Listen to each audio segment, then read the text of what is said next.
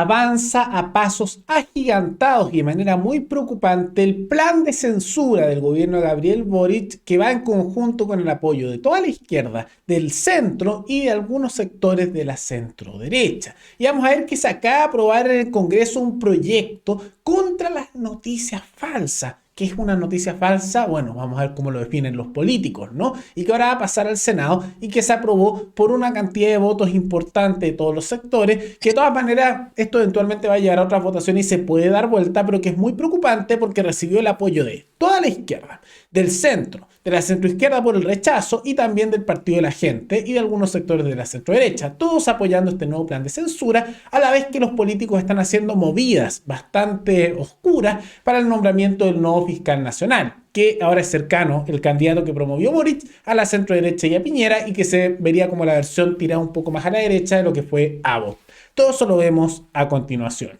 Pero antes, quisiera agradecerle a los suscriptores Pascual Rojas y Fernando Santana, que se convirtieron en los suscriptores más recientes en decidir hacer un aporte mensual al canal a través de la comunidad de YouTube. Así que muchas gracias, se los agradezco mucho. Gracias a aportes como el suyo y el de otros suscriptores, que este proyecto sigue adelante y se mantiene independiente. Así que si alguno de ustedes quiere hacer un aporte voluntario único por Flow, o por criptomonedas, o un aporte mensual por Patreon, o por la comunidad de YouTube, pueden decidir hacerlo mirando un comentario que se encuentra fijado abajo, y también pueden apoyar este programa comentando, dando like y compartiendo este video en sus redes sociales. Al día de ayer se aprobó un proyecto muy preocupante, una llamada resolución contra las noticias falsas en el Congreso. Ahora, ¿qué significa este proyecto? Esto es una petición, porque no es que se apruebe directamente, sino una petición a Boric, y que ahora pasa al Senado si es que se aprueba directo a la presidencia, para que presente un proyecto ante el Congreso para sancionar, eliminar, o algunos dirían censurar, las llamadas noticias falsas, ¿no? Y esto con respecto a políticos, pero el proyecto mismo habla también de rectificaciones en los medios de comunicación, o sea, intervención también en la prensa, de acuerdo a lo que se establece ahí. ¿Y quién presentó el proyecto y cuál es la inspiración de esto? Lo presentó el Frente Amplio, el gobierno, y tal como advertimos hace algunos días que era inevitable que pasara esto, utilizaron como excusa las jugadas que ha hecho Camila Vallejo a nivel internacional para empujar esta ley de censura. La verdad es que durante el plebiscito de salida fuimos testigos de una proliferación grotesca de noticias falsas o de fake news. Las personas se veían a diario bombardeadas con mentiras en su cara por parte de distintas figuras públicas, por parte de industrias, en discursos, ¿no?, que se repetían en las redes sociales y en medios de comunicación, lo que muchas veces se originó o difundió por parte de autoridades que en el ejercicio de su cargo basaron su discurso en la mentira, en el engaño y también en la omisión.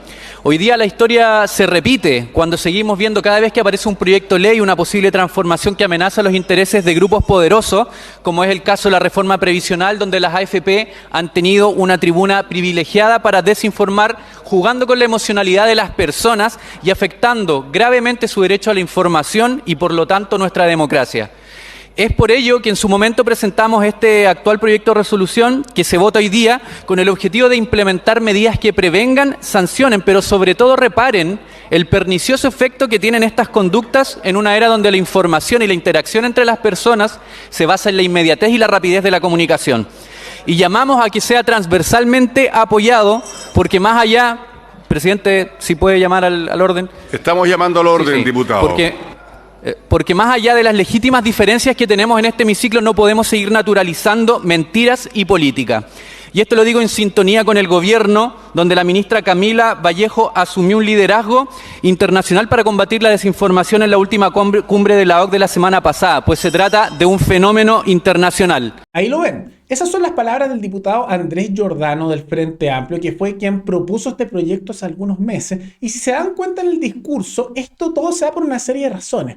Por un lado, tal como advertimos, esto es parte de la lógica de los sectores por el apruebo que creen que solo ganó el rechazo por noticias falsas. Se fijan que ahí está el discurso, que es algo que hace ya meses advertimos que se estaba metiendo la idea y que se empezó a generar la base por una ley de medios. Y también advertimos, y algunos dijeron que esto era una exageración, pero vemos ahí con la palabra del el diputado que presentó este proyecto y que se aprobó, que teníamos razón, de que las jugadas que estaba haciendo Camila Vallejo, tanto a nivel discursivo como también este viaje internacional, era para sentar las bases de una eventual ley de medios y procesos de censura. Se dijo que no era solo conversar, no, es que solo es un grupo internacional. Y ahí ven, se acaba de presentar un proyecto que se aprobó en la Cámara de Diputados y se usó como excusa lo de Camila Vallejo, tal como advertimos en su momento, ¿no?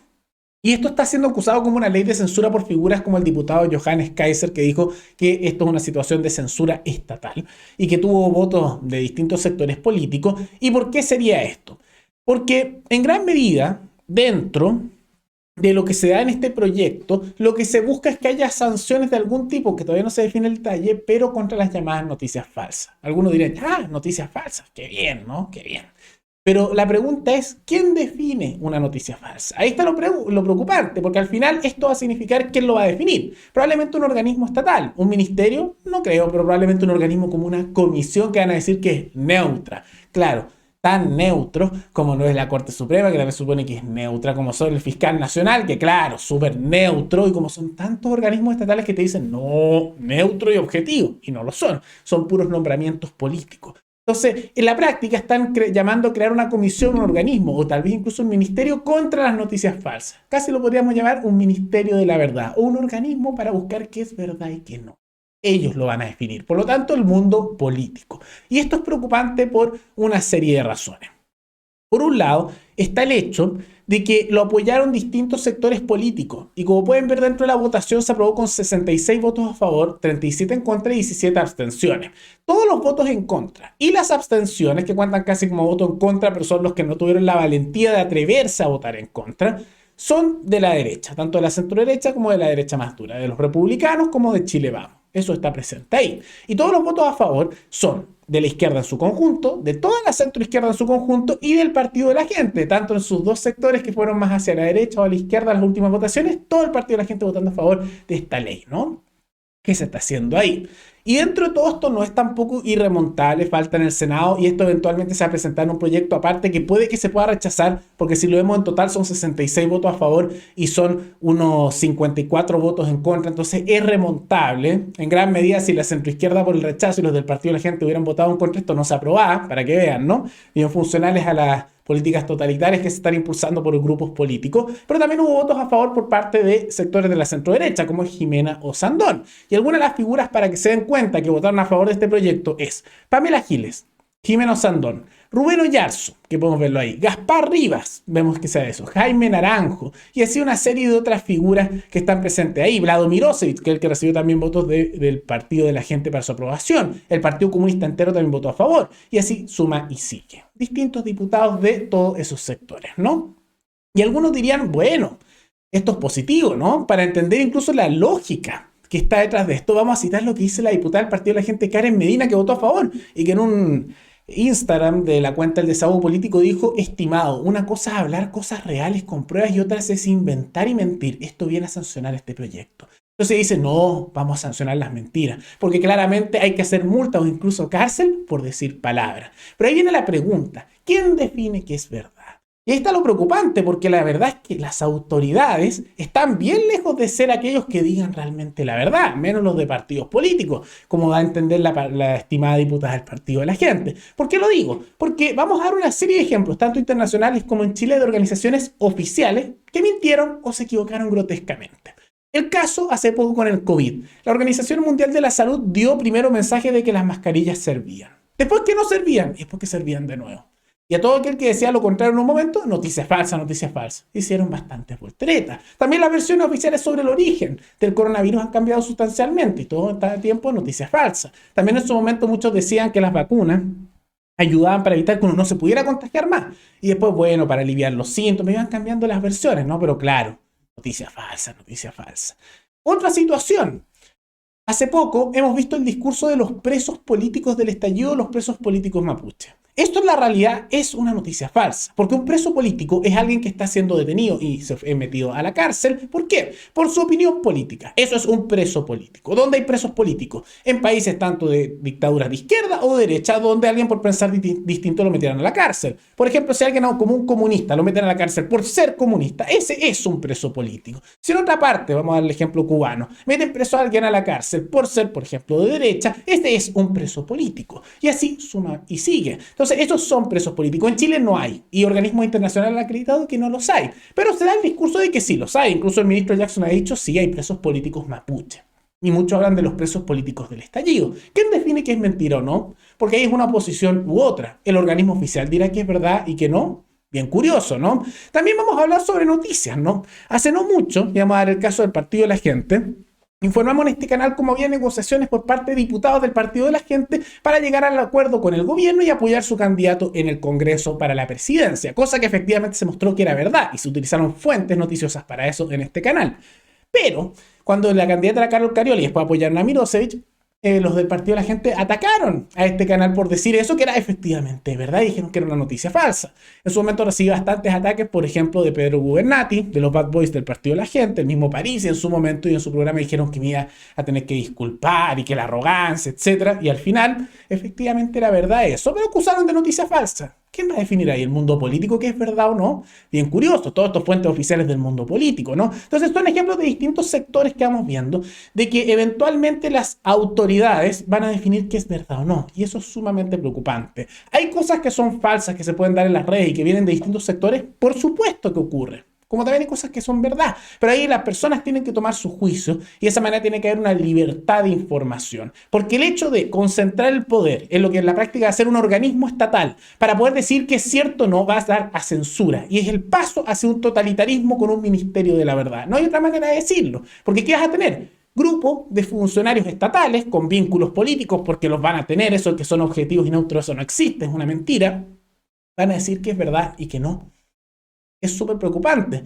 Y fíjense que no tengo duda de que eventualmente hay situaciones que son complejas para todos los políticos, como casos de corrupción o posibles vínculos con narcos, van a decir, no, noticias falsas, no desinforme, no desinforme. En su momento yo recuerdo como a Radio Bio Bio, Tomás Moschati, muchos políticos trataron de cortarle el financiamiento, de cortarle las publicidades y le hicieron casi que un bloqueo hace algunos años. No me sorprendería que después, no, noticias falsas. Y se le censura. Porque claro, le estás dando el poder al mundo político de decir que es verdad y que no. Sumamente preocupante, sumamente preocupante. Y advertimos que se estaba pavimentando el camino hacia esto, ya tanto a nivel internacional como a nivel local. Se está cumpliendo. Y por otro lado, no es la única jugada que está haciendo el mundo político. Porque recientemente se está discutiendo, y me lo han pedido bastante, sobre el fiscal nacional, que tiene un rol muy importante a nivel de la fiscalía y la persecución de una serie de materias judiciales penales y que se hacen dentro del Poder Judicial, dentro de la Fiscalía.